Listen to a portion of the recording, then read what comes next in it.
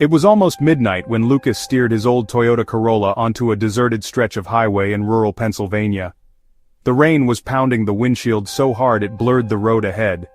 He had been driving for hours, coming home after visiting his mother, and every muscle in his body felt the weight of exhaustion. His eyes kept drifting shut for just a second too long. Then, through the blur of rain, a faint neon sign caught his eye. Riverside Inn, Vacancy. It flickered in shaky blue light. Relief washed over Lucas.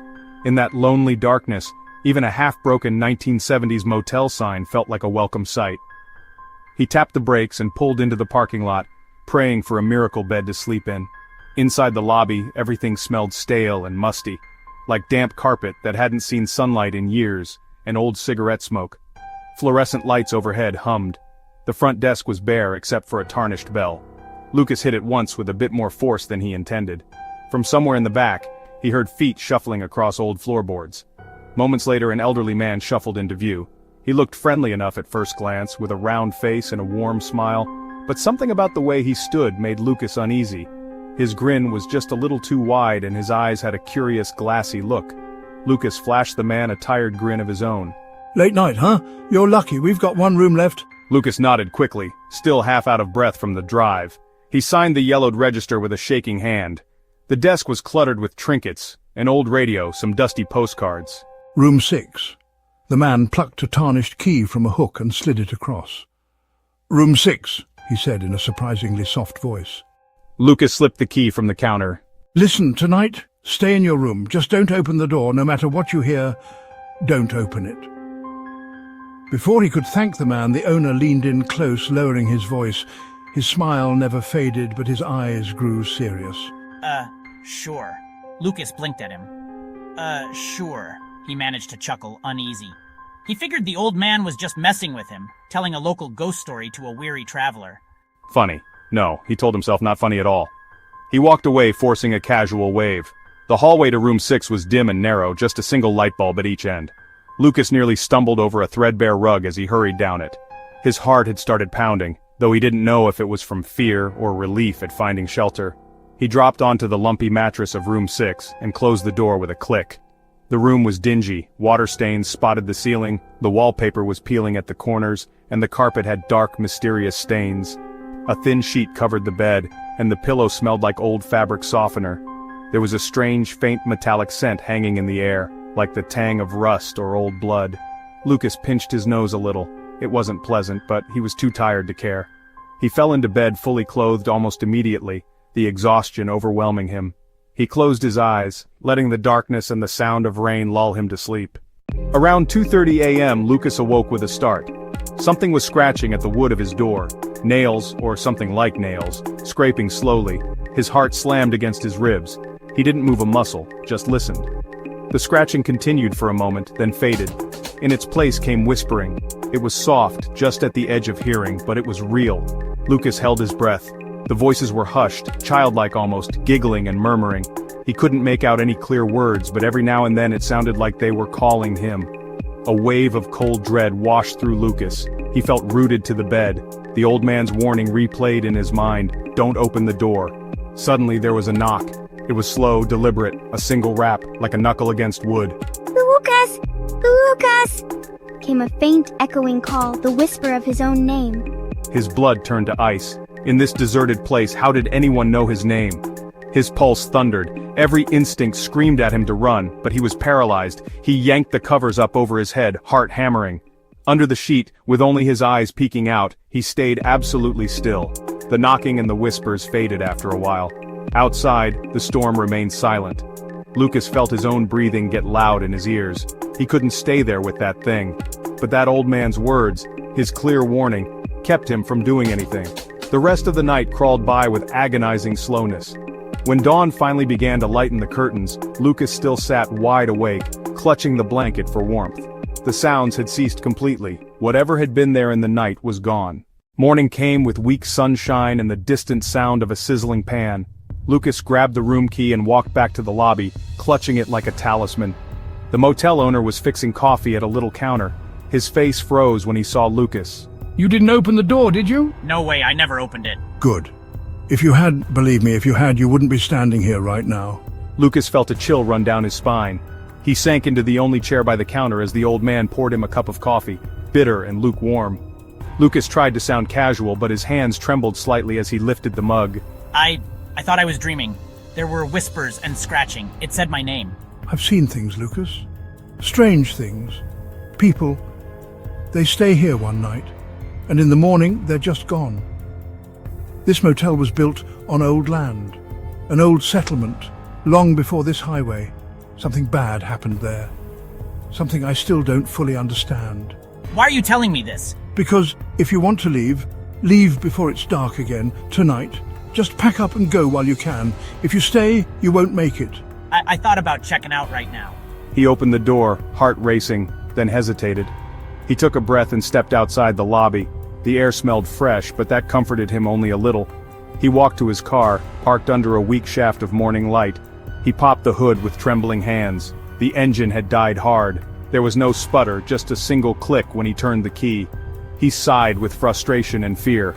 At least that meant he wasn't crazy. The car really wasn't working. He wiped rainwater from the windshield with his hand and saw his own reflection, pale and grim. He tried to start the engine again, frowning. The car coughed and died once more. What the hell? Car's dead. I need to get it started. Is there a mechanic around? No. No shops open for miles around here, I'm afraid. And cell service? Don't count on it. There's no signal out here. Lucas's stomach fell, trapped. There was nothing out here. No help was coming. He glanced back toward the lobby door, wanting to scream, "I'm stuck! The car's dead! I need help!" But all he saw was the old man's calm, sorrowful face. Lucas realized with a sinking feeling that he was completely alone out here. The motel seemed to have swallowed the road behind him whole. That afternoon dragged by. Lucas paced the hallway nervously. Every few minutes he would jerk around at each creak of the old building. By evening, the sky had turned an ominous gray. He kept the last bit of daylight to fix the car, but no matter what he did, checking oil, fuses, nothing helped. I'm not staying, I'm leaving, now. I tried to warn you. Lucas ran back to his room. He hardly wanted to sleep, but there was nowhere else to go. Every ounce of him was screaming to get out of here before nightfall. Night had fully come by the time Lucas finally lay back on the scratchy bed of room 6. The rain had stopped, but the silence outside was almost suffocating. He sat up, flashlight across his lap, and tried to steady his breathing. His mind raced through every horror story he'd ever heard. At 2:45 a.m., the silence finally broke. Something rattled at the handle of his door. It shook violently, like someone or something was desperately trying to come in. Lucas's heart leapt into his throat. He flung back the covers and scrambled for the doorknob, completely forgetting the owner's warning in his panic. But the old man's voice suddenly echoed in his mind. "Just stay in your room," he'd said. But could he stay locked in here with whatever was on the other side? The rattling stopped. For a moment, there was only silence. Lucas's chest tightened. He listened. Then he heard it, far-off wailing, like someone crying, followed by wild, deranged laughter. It sounded like the motel itself was alive, breathing with grief and insanity. The sound seemed to come from all around him. Then, nothing. Just Lucas's own rapid breathing. And then, from somewhere beyond the bathroom door, a knock. Just one knock. Solid. Lucas let out a scream in his mind. He froze, turning toward the bathroom door. It was cracked open a couple of inches, as if by its own accord. Lucas had never gotten up to use the bathroom. He hadn't even moved. His flashlight fell from his lap, rolling on the floor. 2 small points of yellow light glowed in the darkness. Eyes, cold, glinting eyes. The bathroom door slowly creaked the rest of the way open. A creature stepped out. It was the same thing he'd seen in the corner the night before. Its body was crouched and thin, limbs unnaturally long. Its face, Lucas struggled not to look, was shifting in the light of his fallen flashlight. First one person's face would flicker across it, then another's. It was like a horror movie glitch. Hundreds of stolen identities playing over its skin. The creature extended a pale hand toward Lucas. Its fingers bled as if its nails were too sharp for flesh. Without thinking, Lucas tumbled off the bed and bolted for the door. He turned the knob with trembling fingers and threw himself out into the hallway. Instead of the lobby, though, he was met by total darkness. The corridor stretched into blackness in both directions, lit only by the flicker of his falling flashlight beam. He stumbled forward. Door after door rushed past him, each one labeled 6 in tarnished brass. "Room 6! Room 6! Room 6!" they all said, mocking him. Lucas didn't stop to think. He ran, our breath visible in the cold air of this infinite hallway. He clutched the motel key in one hand like a life preserver. His footsteps echoed behind him, slow, heavy, catching up. Then he saw him, or something that looked exactly like him. Coming around the bend was Lucas himself, dressed in the same clothes, holding a clutched flashlight, walking with the same panicked gait. But it wasn't really him. This other Lucas had eyes that were empty black pits, as if 2 mirrors had been gouged into his face. The other Lucas's mouth curved into a twisted smile. Lucas skidded to a halt, heart stopping. His doppelganger stepped closer. "You shouldn't have left your room." In a voice that was like a hollow wind, it whispered the words Lucas had dreaded hearing. "You shouldn't have left your room." A scream surged from Lucas's throat, but it was swallowed by the oppressive darkness.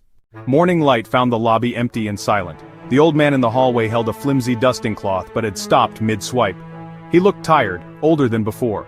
He approached room 6 slowly. He knocked once on the closed door. Nothing answered. Inside the room, everything was exactly as it should be. The bed was neatly made, the thin blanket tucked in as if no one had ever slept in it. On the nightstand, Lucas's metal key sat in its usual spot, but Lucas was gone. Outside, the crumpled Toyota Corolla still idled where he parked it, keys hanging in the ignition. The engine was silent now. He's gone, just like all the others. The old man closed his eyes and shook his head. A shiver passed over him as he repeated to himself, "He's gone, just like all the others." At noon he walked out to the street and flicked the switch on the motel's neon sign. Its humming glow crackled to life. Riverside Inn Vacancy. "Come on in, 1 room left." He managed a weak smile. "Come on in," he murmured, more to himself than anyone. 1 room left. Somewhere in the distance, a new car's headlights appeared on the highway, coming slowly toward the lights of the old motel. And as always, the Riverside Inn would soon be full